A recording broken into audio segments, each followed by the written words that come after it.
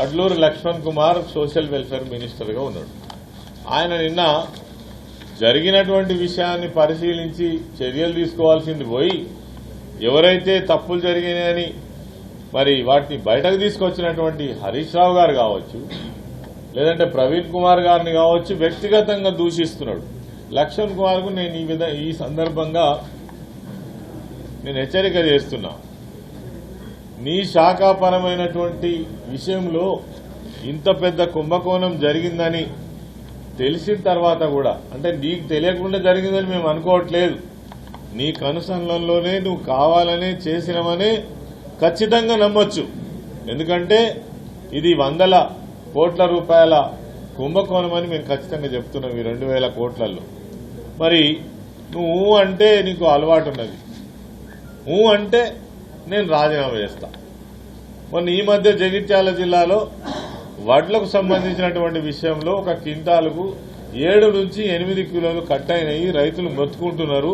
వడ్లు కొనుగోలు విషయంలో అనేక అవకతవకలు జరిగినాయంటే ఎక్కడన్నా రైతుల వడ్లు కట్ చేసినట్టయితే నేను వెంటనే రాజీనామా చేస్తాను.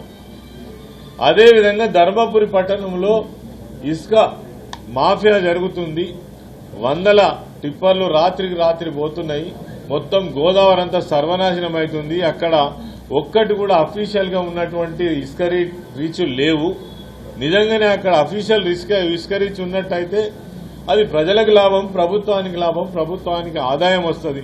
మరి నీ కనుసంధంలోనే ఇసుక దందా జరుగుతున్నది అని అంటే, ఇసుక దందా జరిగినట్టయితే ఇక్కడ ఏ తప్పు జరిగినా నేను రాజీనామా చేస్తా అంటే మళ్లీ నిన్న హరీష్ రావు గారు, ఆర్ఎస్ ప్రవీణ్ కుమార్ గారు ఈ 2000 కోట్ల టెండర్లలో కుంభకోణం జరిగిందంటే నేను దీంట్లోకి ఏమన్నా తప్పులు జరిగినట్టయితే నిరూపిస్తే రాజీనామా చేస్తాను.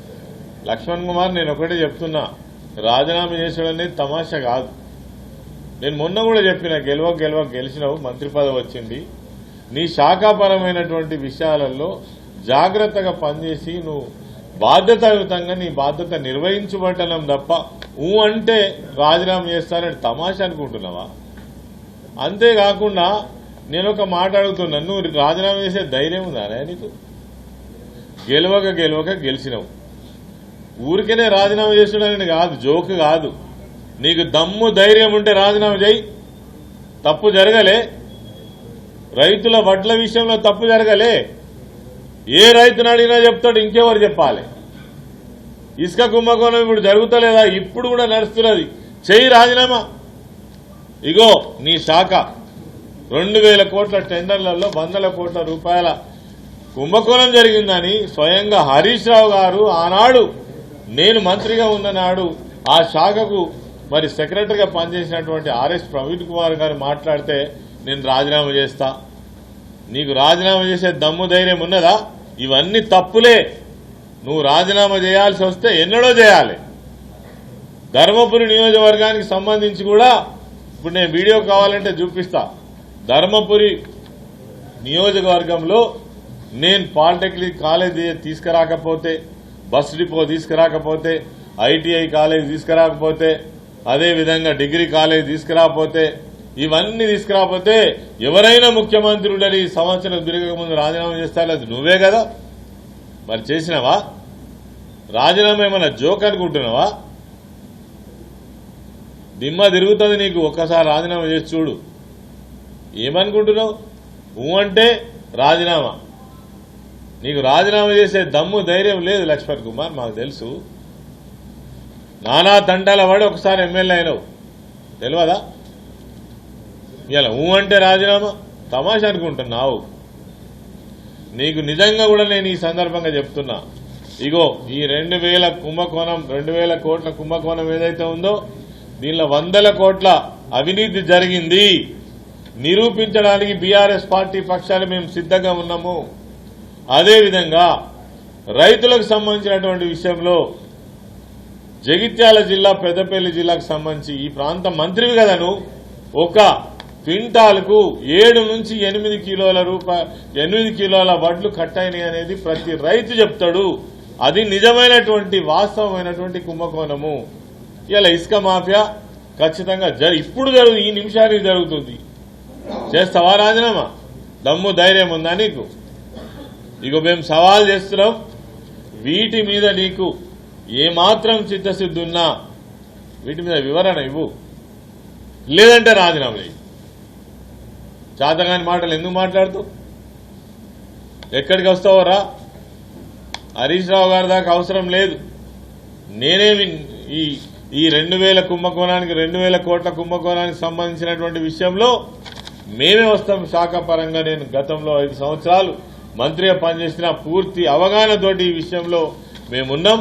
నీకు అవగాహన లేదు, అవగాహన పెంచుకో. శాఖాపరమైనటువంటి అవగాహన పెంచుకోవడానికి ప్రయత్నం చేయి. ఏం జరుగుతుందో నీకు తెలుస్తుందా?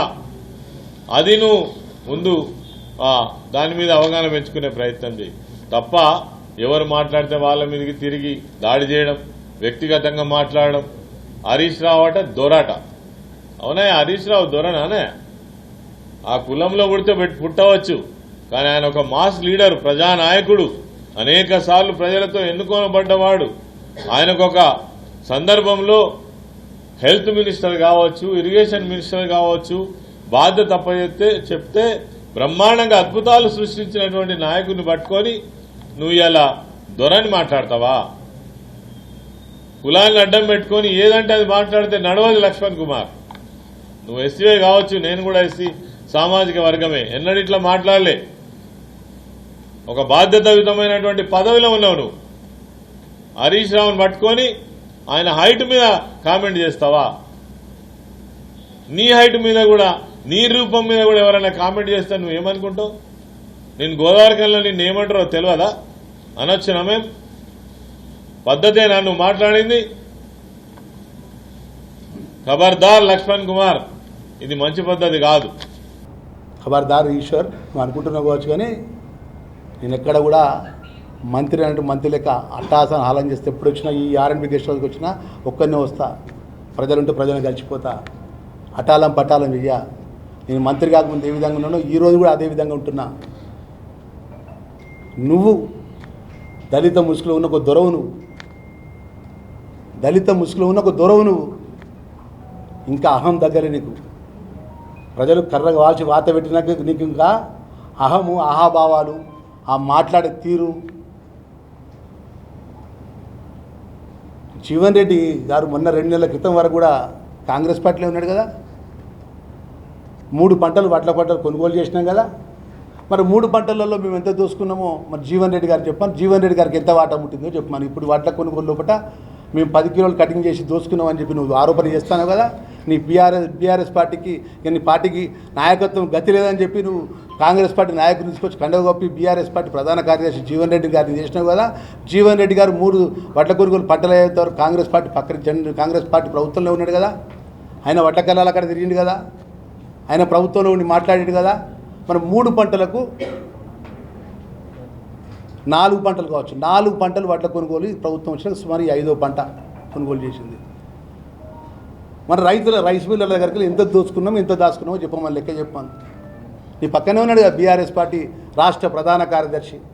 ఇలా నా వ్యక్తిగతమైన ఒక చిన్న పర్సనల్ ఫంక్షన్ అని నేను ప్రభుత్వం నుంచి అనుమతి తీసుకొని ఇలా నేను ఉంటే నన్ను వ్యక్తిగతంగా ఖబర్దార్ అని చెప్పి నా బాడీ లాంగ్వేజ్ను లెక్క పెట్టుకుంటా నన్ను అవహేళనగా మాట్లాడేందుకు మనసు కొంచెం రక్తం ఉడికిపోయి వచ్చి అలా మీ ముందు వచ్చి మాట్లాడుతున్నాను. నిజంగా చెప్తాను. నేను జిల్లా పరిషత్ చైర్పర్సన్గా 2011లో చేసిన. ఇక్కడ నా మీడియా మిత్రులు అందరికీ తెలుసు నా గుణం. ఓడినా గెలిచిన ఒకటే పార్టీని, ఒకటే జెండాని నమ్ముకున్నా. ఒక్కసారి ఓడిపోతే పత్తలేవు. నువ్వు అడ్రస్ లేదు నీది. నువ్వు మాట్లాడితే ఎట్లా ఈశ్వర్? ఒకటే మా మీడియా మిత్రులకు చెప్తున్నా, ఎప్పుడన్నా ఏ ఆరోపణ చేయనియండి, నేను ఒకవేళ ఈ నిమిషం కూడా చెప్తున్నాను, మొన్న ఇచ్చిన మాట కట్టుబడి ఉంటా. 2000 కోట్ల రూపాయల కుంభకోణం జరిగిందన్న హరీష్ రావు మాటకు నేను కట్టుబడి ఉంటా. నిజాయితీగా ఉన్నాం, నిస్వార్థంగా ఉన్నాం. ఇది ప్రజాపాలన, మీ కేసీఆర్ పాలన కాదు, మీ దోసుకునే పాలన కాదు, మీ దాచుకునే పాలన కాదు. ఒక్క ఉదాహరణ చెప్తా చివరి ఒకటే మాట ఈశ్వర్కి. నీ దగ్గర పిఎల్గా చేరీలు కదా, నీ పిఎల్ నీ దగ్గర చేరకముందు వాళ్ళ ఆస్తులు ఎంత, ఇలా నీ దగ్గర పనిచేస్తున్నటువంటి పిఎల్ ఆస్తులు ఎంత బయటిది మనకి అంతే. నీ దాకా కాదు, నీ దాకా వ్యక్తిగతంగా నేను మాట్లాడదలుచుకున్నాను. నేను నీ దగ్గర పిఎల్ 7-8 మంది పిఎల్ ఉన్నారు కదా, నీ పిఎల్ దగ్గర చేరకముందు వాళ్ళ ఆస్తులు ఎంత, నీ దగ్గర పిఎల్గా చేరినాక వాళ్ళ ఆస్తులు ఎంత సంపాదించడం చెప్పి అది ఉదాహరణ సరిపోతుంది మీడియా మిత్రులందరికీ. అంతకంటే నేను ఎక్కువ చెప్పా. ఇసుక గురించి మాట్లాడతావు, వడ్ల గురించి మాట్లాడతావు, పప్పు గురించి మాట్లాడతావు, నూనె గురించి మాట్లాడతావు. నువ్వే మంత్రి పని చేసినావు కదా, సంవత్సరం కాలకెళ్ళి మాట్లాడలే కదా. మీ హరీష్ రావు దొరగారి మీద అనగానే గంత ఉలిక్కిపాటు ఎందుకు? దళిత దొర ఇలా ఒళ్ళు నూరు దగ్గర పెట్టుకో దయచేసి ఈశ్వర్ గారు. నేను గారని మర్యాద మాట్లాడుతున్నా. అది అనేది ప్రజలు ఇచ్చే అవకాశం. దేవుడు చల్లగా చూసి ప్రజలు చల్లగా చూస్తే నాకు అవకాశం ఇచ్చినారు. ధర్మపురికి డిగ్రీ కళాశాల పట్టుకొచ్చిన, ధర్మపురికి ఐటీఐ కళాశాల పట్టుకొచ్చిన, ధర్మపురికి నైట్ కళాశాల మూసివేసి నాతో కాదంటే నైట్ కళాశాల తెరిపించిన, ధర్మపురికి నీళ్ళు లేకపోతే గోదావరికి ఎస్ఆర్ఎస్ నీళ్ళు తెప్పించి పంట పొలాలు ఎండిపోకుండా కాపాడినా. రేపు నువ్వేదైతే నీవు సగంలో మొదలుపెట్టినటువంటి ఏదైతే కొన్ని ఉన్నాయో పనులు మొత్తం పూర్తి చేసిన. ఏ రోజు కూడా మేము ఆ విధంగా ప్రజల్ని కూడా విస్మరించలే. ఏ ప్రభుత్వం ప్రజలకు చేసిందని చెప్పి నువ్వు కాగితాలకు ప్రొసీడింగ్లకు పరిమితమై కాగితాలు ఇచ్చిపోతే ఆ కాగితాలు ఇచ్చిన బిల్లులకు కూడా నేను డబ్బులు ఇప్పించిన తెలుసా. ఎన్నడూ కూడా వ్యక్తిగతంగా నేను మాట్లాడలే. ఏ ఒక్క వీడియో తీసుకుని నువ్వు మాట్లాడినట్టు నీ హావభావాలు లెక్క అహం లెక్క నేను ఎప్పుడు మాట్లాడలే. నేను నోరు దగ్గర పెట్టుకో. ఇప్పటికి మీ హరీష్ రావు మీ నాయకుడు ఇలా కరిమార్లో ఉన్నాడు కదా, చెప్పు ఎక్కడికి పిలుస్తాడో విలువ మన అధికారులందరినీ తీసుకొని వస్తా, కాగితాలు తీసుకొని వస్తా. నువ్వు ఏ కాగితం పట్టుకొస్తా కాగితం పట్టుకరా, నేను కట్టుబడి ఉంటా. ఇంకోటి ఇట్లా అబ్స్ట్రక్ట్ వస్తా, కాగితం పట్టుకొని వస్తా. కంపారిజన్ నోట్ ఇది అఫీషియల్గా వచ్చిన డాక్యుమెంట్. ఇది ఇట్లా డాక్యుమెంట్ పట్టుకుని నేను వస్తా. మా అధికారులను మొత్తం తీసుకొస్తా. Harish Rao time date fix చేయమని చెప్పు. నేను మాట కట్టుబడి ఉన్నా. ఏదన్నా ఒకటి మీరు చూడండి, 2.5 సంవత్సరాల లోపల వాళ్ళు ఏది తీసుకున్నా సివిల్ సప్లైకి సంబంధించిన అంశం తీసుకున్నారు. కుంభకోణం కోట్ల రూపాయలు అది ఇది అని మాట్లాడారు. Department SC ST BC minority పిల్లల సంబంధించినటువంటి ఏదైతే కొనుగోలుకు సంబంధించిన విషయం కూడా రాజకీయాలు స్టార్ట్ చేసి ఇవ్వాలి. ఒక్క హాస్టల్ ఉమ్మడి కరీంనగర్ జిల్లాలో ఒక్క ఎస్సీ హాస్టల్ సోషల్ వెల్ఫేర్ మినిస్టర్గా ఆయన శంకుస్థాపన చేసి ప్రారంభోత్సవం చేసి కొన్ని 10 కోట్ల రూపాయలు 20 కోట్ల రూపాయలతో భవనం పూర్తి చేసిన అని చెప్పి ఒకటి దాఖలాలు చూపెట్టమాను. మేము రాజారామ పేరుతో డ్రామాలు ఆడుతున్నామా? ఇదా నువ్వు మాట్లాడేది? కులం పేరు పెట్టుకుని మేము మాట్లాడుతున్నామా? నువ్వు దళిత దొరవు నాయనా. పేదోళ్ళు వచ్చి కలిస్తే శానిటరీ వచ్చి చెదురు కడుక్కుంటావు. నువ్వు గరీబోడు వచ్చి కలిస్తే ఇంట్లో వచ్చి చెదురు కడుక్కుంటావు. నువ్వు ఏ ఒక్క దళితుని కళ్ళలో చూసి మాట్లాడతావా? ఓ దళితుడు చచ్చిపోతావు పాడమవుతావా? ఓ దళితుడు చచ్చిపోతావు ఆ కుటుంబం ఇంటికాడ భోజనం చేస్తావా? నువ్వు మాట్లాడుతావు ఈశ్వర్ గారు. మొత్తం ధర్మపురి ప్రజలు తెలుసు, కరీంనగర్ జిల్లా ప్రజలు తెలుసు, గోదావరిలో నువ్వు ఇక్కడ సింగరేణిలో పనిచేసిన బొగ్గుబాయిల ఆ కార్మికులకు కూడా తెలుసు నీ గురించి. దయచేసి నువ్వు ఏదైనా ఉంటే ఏదైనా ఇప్పటికైనా చెప్తున్నా. ఈ 2.5 సంవత్సరాల లోపల లక్ష్మణ్ కుమార్గా నేను ఏది తప్పు చేసినా దేని చేసినా ఆధారాలు కాగితాలు ఉంటే తీసుకురా. మీ హరీష్ రావుని తీసుకురమ్మను, నేను సిద్ధంగా ఉంటా. ఇసుక విషయంలో కానీ వడ్ల విషయంలో కానీ వడ్ల రైస్ మిల్లర్లు మొత్తం మా మీడియా మిత్రులు చెప్తున్నా 90% టీఆర్ఎస్ పార్టీలో మిల్లు పెట్టుకున్న వాళ్ళే వాళ్ళ బంధువులే. ఒక్క మిల్లర్ని వచ్చి చెప్పానండి, ఇక పలానా మిల్లు కాడ మేము 10 కిలోలు 5 కిలోలు మేము అక్రమంగా కట్ చేసినంత చెప్పమానండి. వాళ్ళకెళ్ళి 10 రూపాయలు ముట్టినట్టు చెప్పానండి. ఒక మిల్లర్ వచ్చి మీకు సాక్ష్యం ఇవ్వమానండి. అది లేదు ఇది లేదు. నోరున్నది కదా బట్ట కాల్చి మీద పడేస్తాం అంతే. ముఖ్యమంత్రి రేవంత్ రెడ్డి గారిని బదనాం చేయాలి, ముఖ్యమంత్రి అన్నదమ్ములను బదనాం చేయాలి, కాంగ్రెస్ పార్టీ నిర్వీర్యం చేయాలి. నువ్వు ఎంత నిర్వీర్యం చేసినా హరీష్ రావు గారు, కొప్పుల ఈశ్వరరావు గారు, ప్రజలు మిమ్మల్ని నమ్ముతలేరు, మిమ్మల్ని విశ్వసిస్తలేరు ప్రజలు తెలుసా. మీరు అనుకుంటున్నారు కావచ్చు కానీ మీ పరిస్థితి అంత అనుకున్నంత పరిస్థితి లేదు. మా పరిస్థితి ఎట్లున్నది దేవుడికి ఎరక, ప్రజలకు ఎట్లా. నేను 100% చెప్తున్నా కదా. ఈశ్వర్ జర నోరు దగ్గర పెట్టుకొని మాట్లాడు. మీ హరీష్ రావు దొరద దగ్గర మెప్పు పొందాలంటే ఇంకా వేరే విధంగా మెప్పు పొందే విధంగా నువ్వు యాక్షన్ చేయి. నువ్వు యాక్షన్లో నువ్వు కింగు.